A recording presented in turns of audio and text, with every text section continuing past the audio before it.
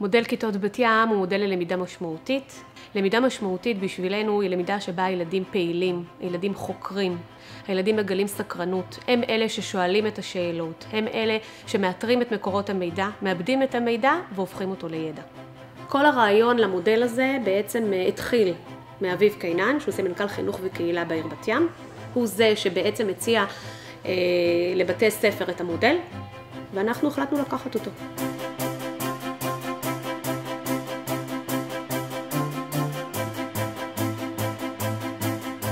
בכיתות האלה אנחנו מאמינים שבעצם הכל אפשרי. על אפליקציה. קליפס.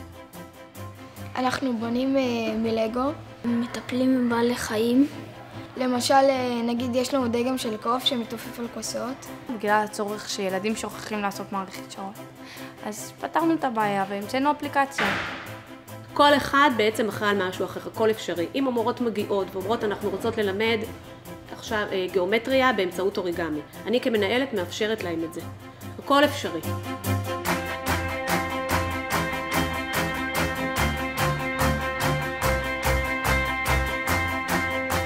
החלק שאני באמת התחברתי אליו זה מתן האמון שנתנה בי המערכת. אני עושה את כל מה שאני אוהבת בכיתה. אני פשוט מיישמת את החלומות שלי בכיתת בת ים. הילדים מיישמים את שלהם ואני מיישמת את שלי.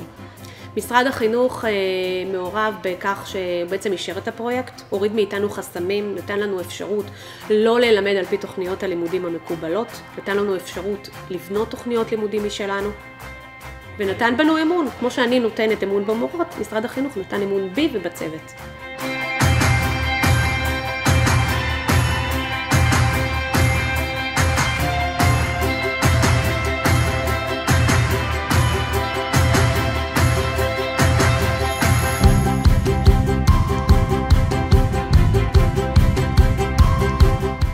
אני אוהבת את השחריות שלנו בבוקר, בגלל ששם באמת אני הכי הרבה נפתחת והכי הרבה מדברת.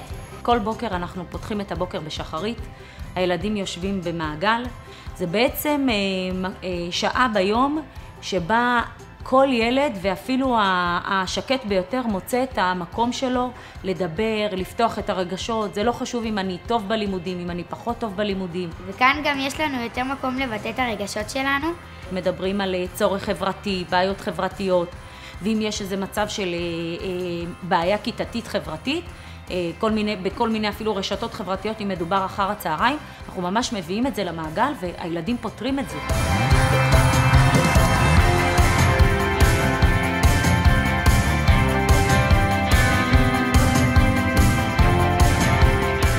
ילדים בכיתה עובדים הרבה עם הטאבלטים ולומדים באמצעים מתוקשבים. ואנחנו עובדים עם הלוח החכם שלנו ובאתר ממשק, ואנחנו עושים משימות מתוקשבות.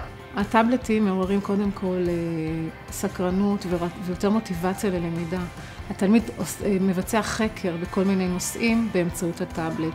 זה אומר שבמקום שהמורה תלמד אותך עם ספר ומחברת כמו כיתה רגילה, אתה בעצמך חוקר על זה, לא המורה כותבת לך לוח ואתה מעתיק. אתה כאילו כמו שאתה מלמד את המורה.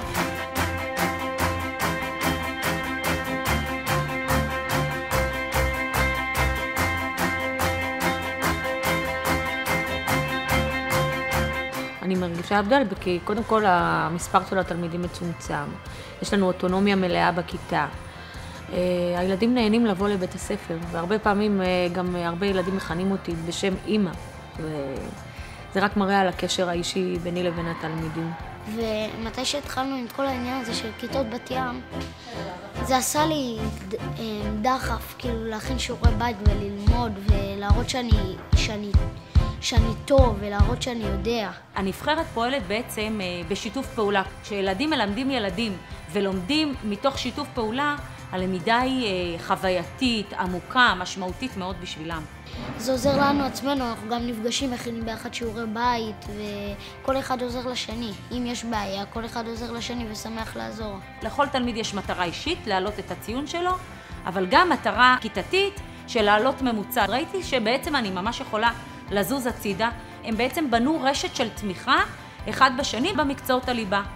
אנחנו יצרנו את המודל בשיתוף עם ערי חינוך. ההורים ממש מאושרים, הילדים אוהבים לבוא לבית הספר. גילינו שבאמת כל המודל הזה הוא הצלחה מאוד מאוד גדולה.